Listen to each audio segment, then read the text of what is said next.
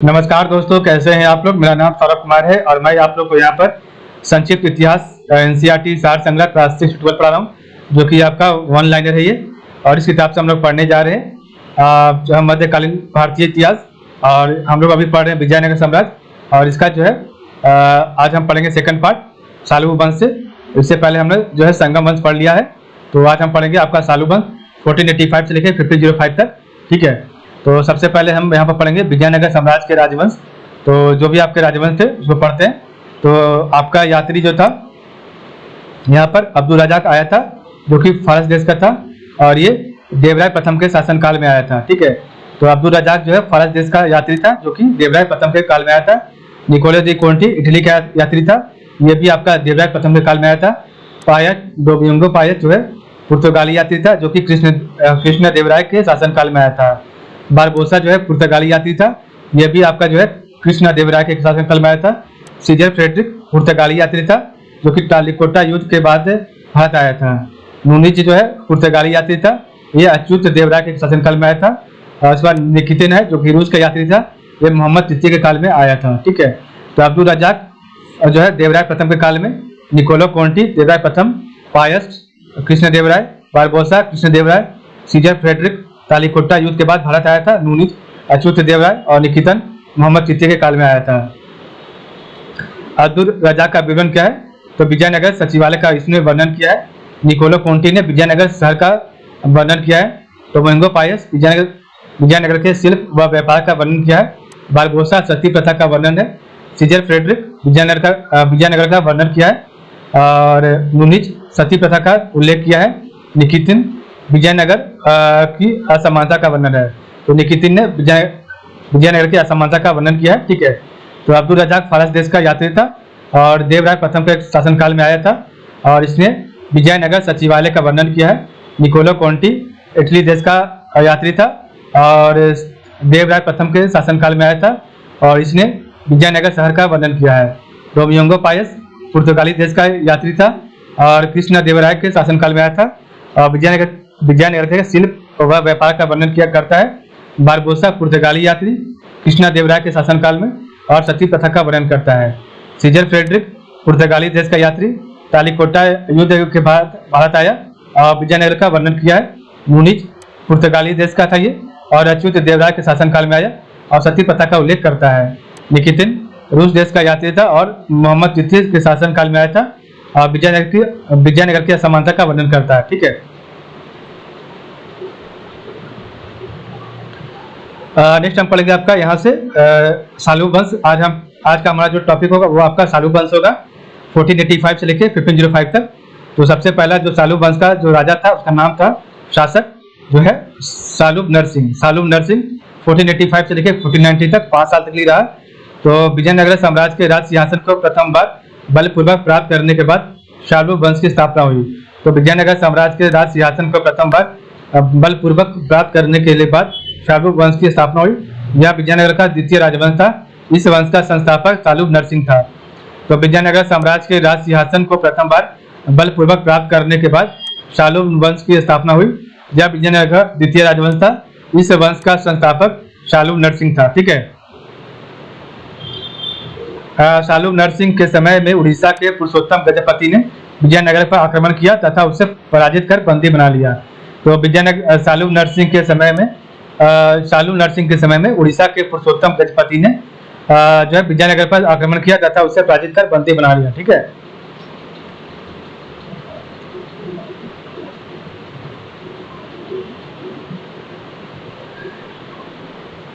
(1490) 1490 में सालूब नरसिंह की मृत्यु हो गई, और 1505 ईस्वी में नरसा नायक के पुत्र वीर नरसिंह ने इमाड़ी नरसिंह की हत्या कर स्वयं सिंहासन पर अधिकार कर लिया तथा विजयनगर के तृतीय राजवंश तुलु वंश की स्थापना की। तो 1490 ईस्वी में सालूब नरसिंह की मृत्यु हो गई, और 1505 ईस्वी में नरसा नायक के पुत्र वीर नरसिंह ने इमाड़ी नरसिंह की हत्या कर स्वयं सिंहासन पर बैठ अधिकार कर लिया तथा विजयनगर के तृतीय राजवंश तुलु वंश की स्थापना की। वीर नरसिंह द्वारा इमाड़ी नरसिंह की हत्या कर शासन पर अधिकार करने की घटना को द्वितीय बलापहार द्वितीय अपहरण कहा जाता है। तो वीर नरसिंह द्वारा इमाड़ी नरसिंह की हत्या कर शासन पर अधिकार करने की घटना को द्वितीय बलापहार द्वितीय अपहरण कहा जाता है। ठीक है, अब हम पढ़ेंगे तुलु वंश के बारे में। तो देखते हैं तुलु वंश आपका कितना बड़ा है।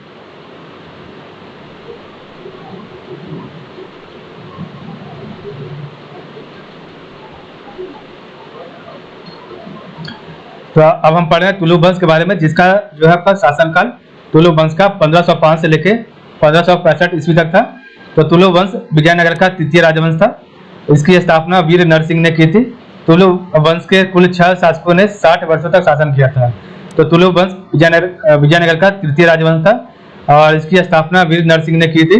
और तुलु वंश के कुल 6 शासकों ने 60 वर्षों तक शासन किया था। वीर नरसिंह 1505 ईस्वी से लेकर 1509 ईस्वी तक। तो वीर नरसिंह तुलु वंश का संस्थापक था। इसने केवल 4 वर्ष तक शासन किया। वीर नरसिंह ने भुजबल की उपाधि ग्रहण की थी और उसने विवाह कर को समाप्त कर एक उदार नीति की शुरुआत की थी। तो वीर नरसिंह तुलु वंश का संस्थापक था। इसने केवल 4 वर्ष तक शासन किया। वीर नरसिंह ने भुजबल की उपाधि ग्रहण की थी। उसने जो है विवाह कर को समाप्त कर एक उदार नीति की शुरुआत की थी। नेक्स्ट आपका कृष्णा देवराय, जिसका शासनकाल 1509 से लेकर 1530 ईस्वी तक था। तो इस राजवंश का सबसे महान शासक कृष्णा देवराय था। टेस्ट नामक एक इतालवी ने कृष्ण देवराय के दरबार में अनेक वर्ष बिताए थे। कृष्ण देवराय एक महानिर्माता भी था और उसने विजयनगर के निकट एक नया शहर बसाया और एक विशाल तालाब भी खुदवाया, जिसका उपयोग सिंचाई के लिए भी किया जाता था। वह स्वयं तेलुगु और संस्कृत का प्रकांड विद्वान था। उसके शासनकाल में तेलुगु साहित्य में एक नए युग का सूत्रपात हुआ।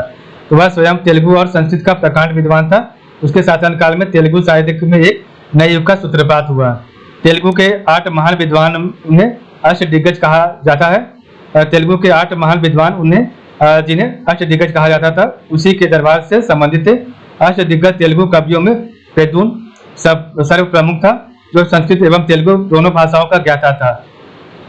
कृष्णदेव की सबसे बड़ी उपलब्धि यह थी कि उसके साम्राज्य में सहिष्णुता और उदारता व्यापक थी। ठीक है। कृष्णदेव राय के शासनकाल में पुर्तगाली यात्री बारबोसा व डोमिंगो पायस विजयनगर की यात्रा की थी।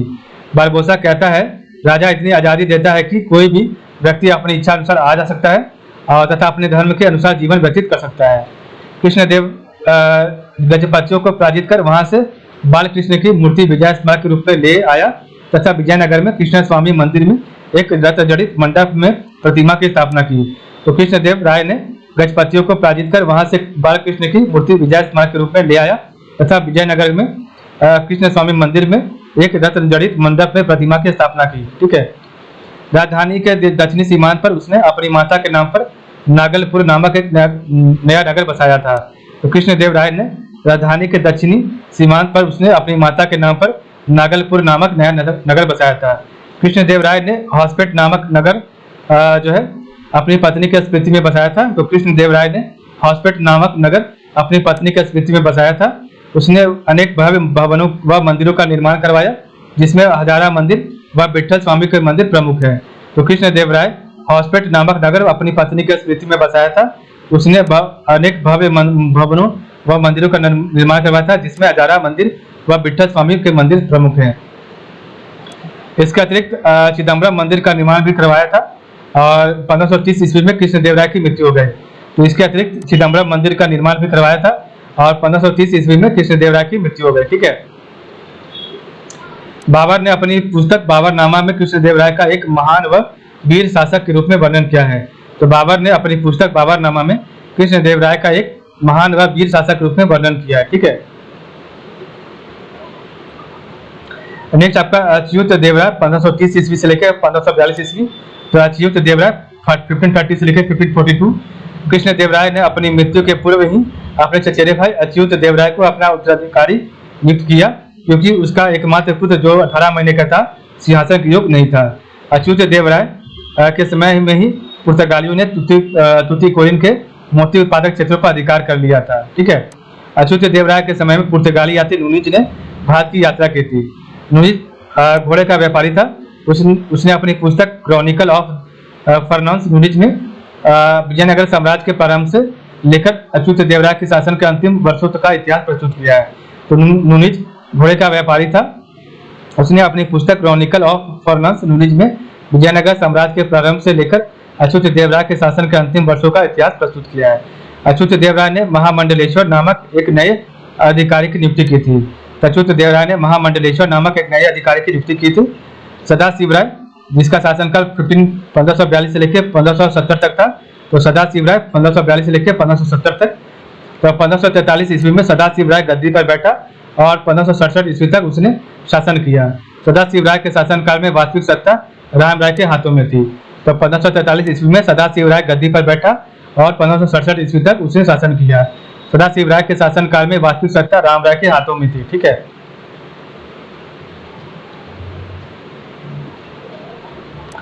सदाशिव राय के शासनकाल में वास्तविक सत्ता राम राय के हाथों में थी। ठीक है, तालीकोटा राक्षस तंगड़ी का युद्ध 1565 में हुआ। तो तालीकोटा राक्षस तंगड़ी का युद्ध 1565 में हुआ। 1565 ईस्वी में तालीकोटा के निकट बनिहाटी को युद्ध में बहमनियों के संग, जिसमें अहमदनगर, बीजापुर, गोलकुंडा व बिदर शामिल थे, ने विजयनगर को गहरी शिकस्त दी। इसे तालीकोटा या राक्षस तंगड़ी के युद्ध के नाम से भी जाना जाता है। तो 1565 ईस्वी में तालीकोटा के निकट बनिहाटी को युद्ध में बहमनियों के संग, जिसमें अहमदनगर, बीजापुर, गोलकुंडा व बिदर शामिल थे, ने विजयनगर के को गहरी शिकस्त दी। इसे तालीकोटा या राक्षस तंगड़ी के युद्ध के नाम से जाना जाता था। ठीक है,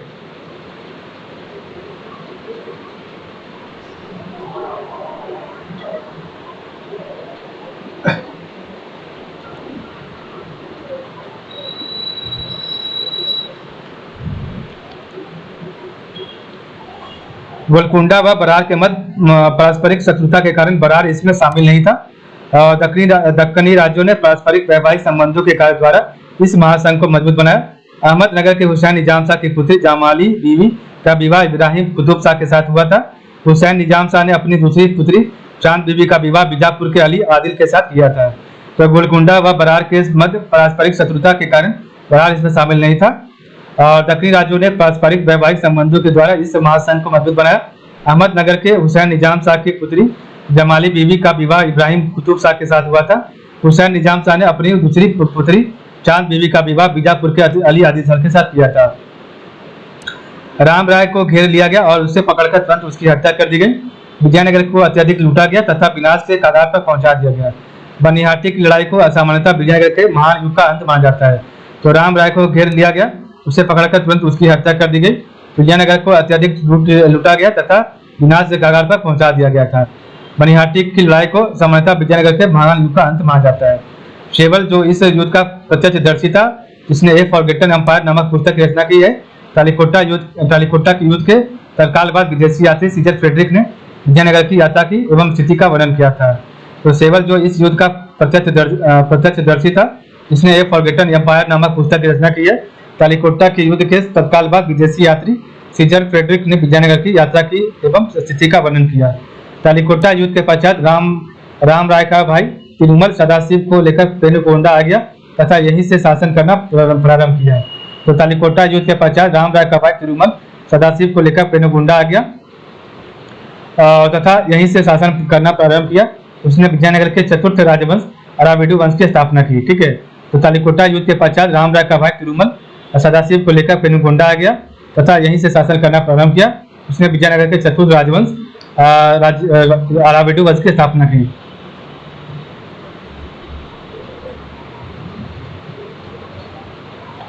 अराविडु वंश क्या है? तो अराविडु वंश 1570 से लेकर 1652 तक चला। अराविडु वंश 1570 से लेकर 1652 तक। तो तालीकोटा युद्ध के पश्चात तिरुमल ने 1570 ईस्वी में सदाशिव राय की हत्या कर अराविडु वंश की स्थापना की तथा पेनुगोंडा को अपनी राजधानी बनाया। तो तालीकोटा युद्ध के पश्चात तिरुमल ने 1570 ईस्वी में सदाशिव राय की हत्या कर अराविडु वंश की स्थापना की तथा पेनुगोंडा को अपनी राजधानी बनाया। वेंकट द्वितीय इस वंश का सर्वप्रथम शासक था। इसने चंद्रगिरी को अपना मुख्यालय बनाया। तो वेंकट द्वितीय इस वंश का सर्वप्रथम शासक था। इसने चंद्रगिरी को अपना मुख्यालय बनाया। इस वंश का अंतिम प्रमुख शासक रंग तृतीय था। तो वेंकट तृतीय इस वंश का सर्वप्रथम शासक था। इसने चंद्रगिरी को अपना मुख्यालय बनाया। इस वंश का अंतिम प्रमुख शासक रंग तृतीय था। ठीक है,